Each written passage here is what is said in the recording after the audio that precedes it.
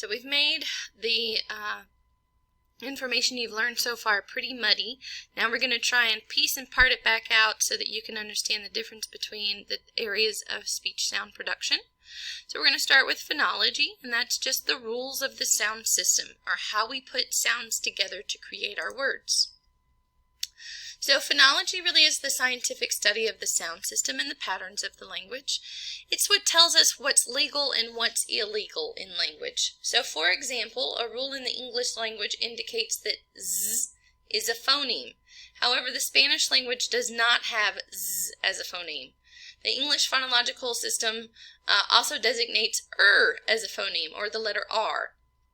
The Japanese language does not have the letter R or And so it can be when someone is going from one language to another language, they have to approximate those speech sounds because they don't have those phonological rules really underlying that language.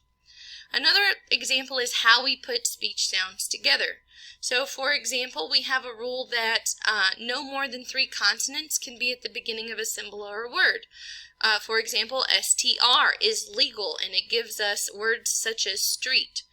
But we can't put SRT together. That's an illegal rule of the English language. It doesn't make any sense. It violates our phonological rules.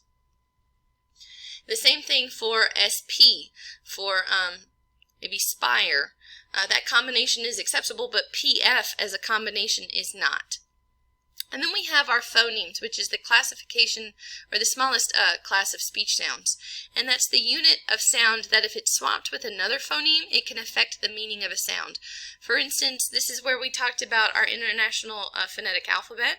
So we have the sound B for bid, and then we have the sound D for did. And we're changing the meaning of the word by replacing these phonemes.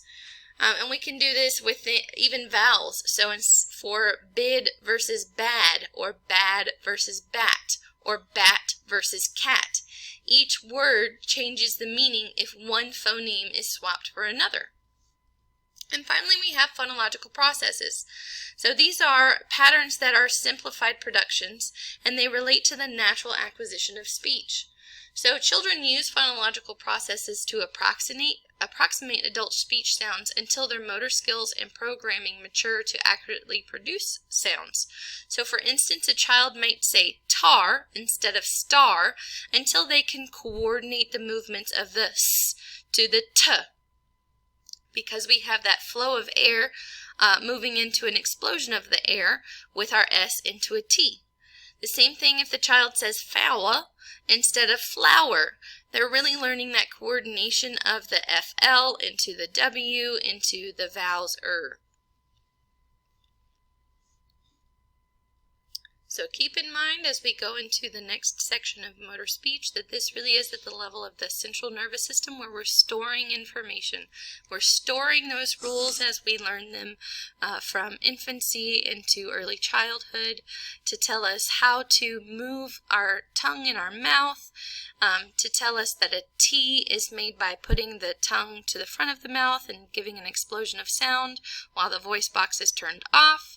But if I want to say a D, we have the tongue in the front of the mouth touching the alveolar ridge and an explosion of sound with the voice turned on. And it also tells us that we put our sounds together and how we put them together without violating the rules of the language. So again, where it can get muddy is that all of this is going to be shown at the level of the speech organs if a child has a phonological disorder, but it all goes down to those underlying rules and the patterns that the child exhibits.